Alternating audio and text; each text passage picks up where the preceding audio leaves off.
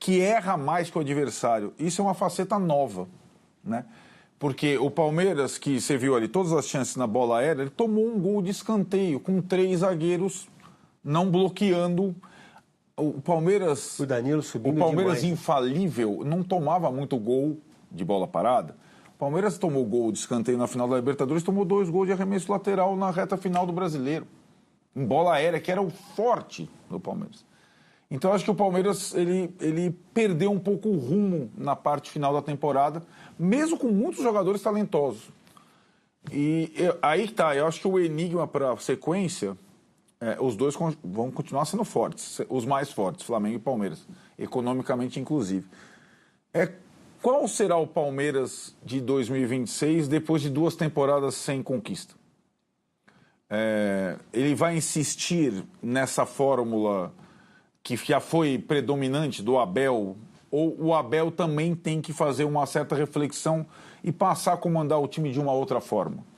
Tentar ser protagonista, tentar ser o melhor, tentar ser, não o melhor no resultado, o melhor na proposta, na imposição, como o Flamengo costuma ser, né? O Flamengo foi Flamengo, mas eu vou também destacar o seguinte, o Flamengo do Felipe Luiz, ao contrário de todos os outros Flamengos, recentes, vitoriosos também, é o que melhor se defende. Se defende e chega lá. Ele toma muito pouco gol. O que jogaram os 4 jogadores da linha de defesa do Flamengo na final foi um colosso. Os 2 laterais jogaram demais, o Varela e o Alexandre, mais defendendo do que atacando. Também, né? Não foi a final do Arrascaeta, não foi a final do Bruno Henrique, não foi a final do Jorginho, foi a final da parte defensiva do Flamengo, inclusive o autor do gol foi um zagueiro, o Danilo. Bom, vou mandar um abraço aqui, uma boa noite para o Sebastião Pereira Tosta, está muito simpático aqui falando sobre o programa. E vamos colocar o Mauro Sernas na nossa conversa aqui.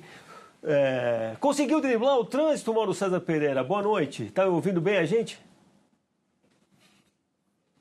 Ouvindo bem vocês, o trânsito aqui é um negócio insano. A cidade de Lima é uma cidade sensacional, muito bonita, tem muitas coisas boas por aqui. O pisco é ótimo, a comida é maravilhosa, muito bonito o lugar, vale a pena, sabe? Alguns lugares aqui parece que você está assim, numa cidade europeia, sabe? Tão bonito que é.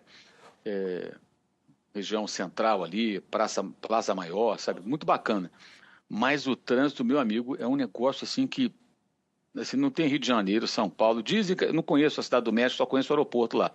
Mas dizem que a Cidade do México é tão caótica, né? A Índia também, as cidades indianas. Mas, cara, é uma loucura isso aqui. É um negócio que... E como buzinam, Vladimir? Os caras gostam de buzinar.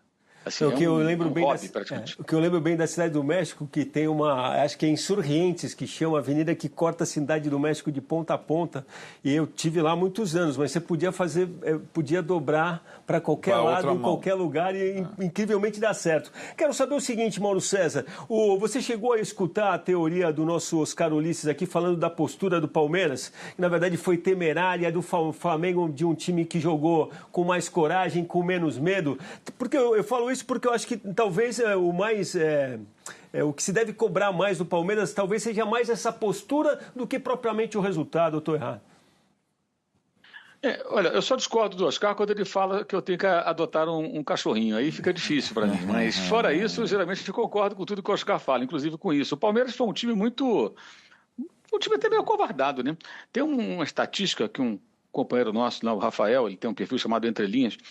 Ele fez um levantamento e fez um cálculo.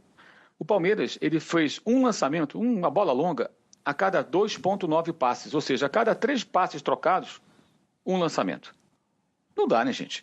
Você, quando constrói uma equipe, um elenco, melhor dizendo, que tem jogadores como, vamos lá, Piquerez, Veiga, Maurício, o Felipe Anderson, o Flaco Lopes, o Vitor Roque... São vários jogadores que têm recursos técnicos, sabem jogar bola, são os caras que sabem dominar a bola, dar um passe e tal, entre outros, né? E aí você joga daquela maneira, dando chutão, 3 zagueiros no meio campo vazio, bola esticada o tempo todo. Vitor Roque, se vira aí, meu irmão. Pega a bola e vai para dentro dos zagueiros. Muito pouco. E o que mais me impressiona é que os dias que antecederam essa final foram cercados por uma expectativa que está muito calçada em edições anteriores da Libertadores e outras competições nas quais a comissão técnica do Palmeiras foi feliz. Não, que ele vai dar um truco aqui, porque ele botou a escalação, ele deixou os jogadores de São Paulo, vai estar mais inteiro. Não aconteceu nada disso. Nada aconteceu. Não teve plano, não teve estratégia, não teve nada. O Palmeiras foi um time absolutamente insosso. Eu acho que o torcedor palmeirense tem motivo de sobra para estar muito insatisfeito com aquilo que ele viu, especialmente aqueles que fizeram um esforço para virem até aqui, porque eles viram um time que só tentou de forma aleatória um empate e depois tomou o gol. Fora isso, o Palmeiras não chutou uma bola na direção do gol, gente. Uma finalização. É muito pouco, né? É muito pouco. E aí a gente conversava também, eu vou começar até, vou tocar a bola de novo para os caras aqui, porque essa questão da falta de repertório do Abel, que até o José Couto coloca aqui, ele escreve também que o Palmeiras realmente não vem jogando bem faz tempo, mas a impressão que eu tenho, Oscar, já dividi isso com você também, é que um pouco esse discurso apaga um pouco a responsabilidade do jogador também, porque é um time caro, custou muito dinheiro, entendeu? Eu acho que não é só, eu acho que tem essa questão da orientação e da maneira que o time é treinado, mas esse discurso, na verdade, tira um pouco do peso que deveria ser do jogador também, entendeu? Eu só consigo ver futebol retrospectivamente. Então, quando você olha para trás, eu sinto, eu percebo, e posso estar equivocado isso, que o Palmeiras não foi um primor em contratações, não agiu de uma maneira certeira, como muita gente se esperava e como pareceu ser.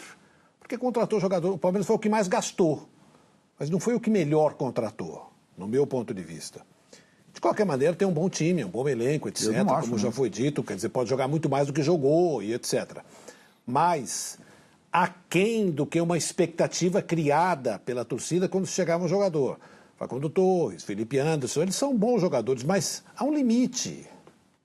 E sempre se ultrapassa. O próprio Vitor Roque, o Mauro falou aqui algumas vezes que o Vitor Roque andou pela Europa e não foi esse o sucesso todo, que o Palmeiras talvez fosse melhor fazer um empréstimo para depois finalizar uma contratação. O Vitor Roque é um bom jogador, é um belo centroavante, mas não é um careca. Ah, mas aí não vai ter mesmo. Então, mas fica uma expectativa de que, como ele chegou muito caro e chegou com pompa, de que é um jogador que vai resolver tudo. Não vai. Mas eu acho que essa coisa...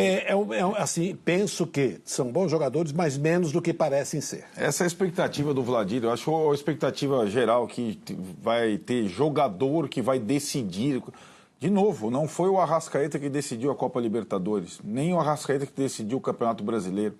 Isso não existe mais. A questão que sobressaiu do Flamengo em relação ao Palmeiras foi a questão coletiva. O Palmeiras tem excelentes jogadores, não é que ele tem bons jogadores, ele tem excelentes jogadores de sobra, de características diferentes, ótimos jogadores. Dá para fazer muito mais com esse time, como chegou a fazer o Abel no período da temporada, né? Essa impressão que a gente tem, você pode se estender pela seleção brasileira, que tem, em tese, os melhores. Não tem jogador que... Nem o Vinícius Júnior ganha jogo sozinho.